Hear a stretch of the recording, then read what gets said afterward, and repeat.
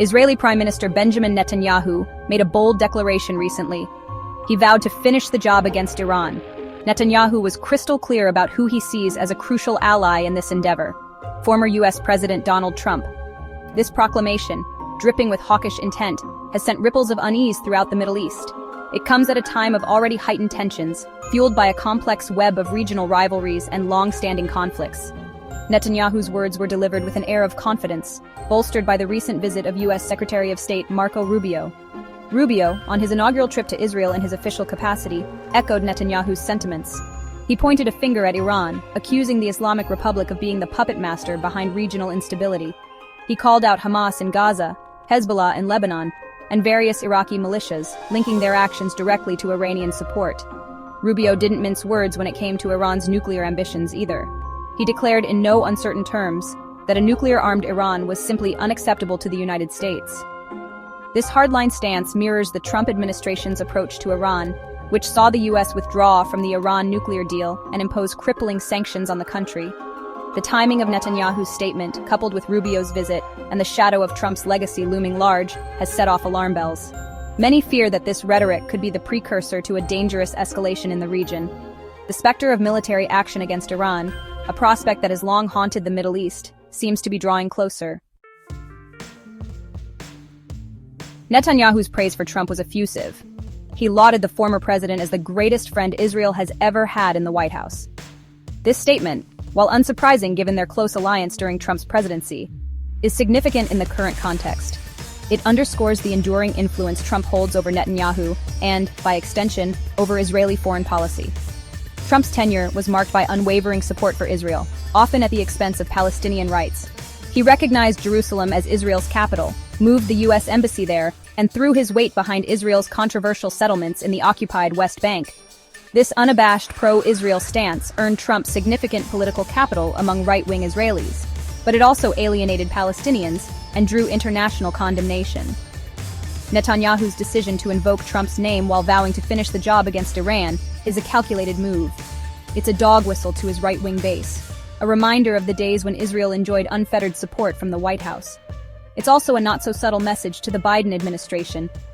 Israel will not hesitate to act unilaterally against Iran, even if it means going against the wishes of its closest ally. This assertive posture from Netanyahu is likely to further complicate the already strained relationship between the U.S. and Iran.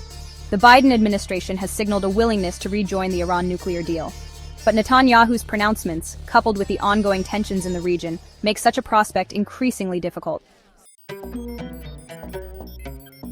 Adding fuel to the fire are reports from U.S. intelligence agencies warning of potential Israeli strikes on Iranian nuclear facilities. These reports suggest that Israel, perhaps emboldened by Trump's backing and Netanyahu's recent statements, is seriously considering military action against Iran. Such a move would have far-reaching consequences, potentially igniting a wider regional conflict. While the Biden administration has expressed a preference for diplomacy, the situation on the ground appears to be moving in a different direction. The recent U.S. arms shipment to Israel, which included Mk-84 bombs, has raised eyebrows and heightened concerns about a potential escalation. Israel's defense minister, Benny Gantz, praised the shipment, calling it a significant asset and thanking Trump for his unwavering support. This confluence of events paints a worrying picture. The drums of war are beating louder, and the risk of miscalculation is growing by the day.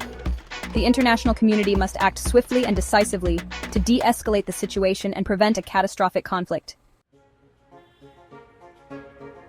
Lost in the shadow of the escalating tensions with Iran is the ongoing humanitarian crisis in Gaza. The Gaza Strip, a densely populated Palestinian enclave under Israeli blockade, has been a recurring flashpoint for violence. Netanyahu, in a move reminiscent of Trump's approach, has taken a hard line on Gaza, threatening retaliation against Hamas if the group does not release Israeli hostages. Trump's controversial plan for Gaza, which involved a proposed land swap and the relocation of Palestinians, has been widely condemned. Rubio, during his visit to Israel, acknowledged the controversy surrounding the plan, but stressed the need to break the cycle of conflict in Gaza. However, his words ring hollow in the face of continued Israeli military action in the Strip. Despite a U.S.-mediated ceasefire, tensions remain high in Gaza. Hamas has accused Israel of violating the truce after an airstrike killed 3 Palestinian police officers. The situation in Gaza is a powder keg awaiting a spark. The international community must not allow the focus on Iran to overshadow the urgent need for a just and lasting solution to the Israeli-Palestinian conflict.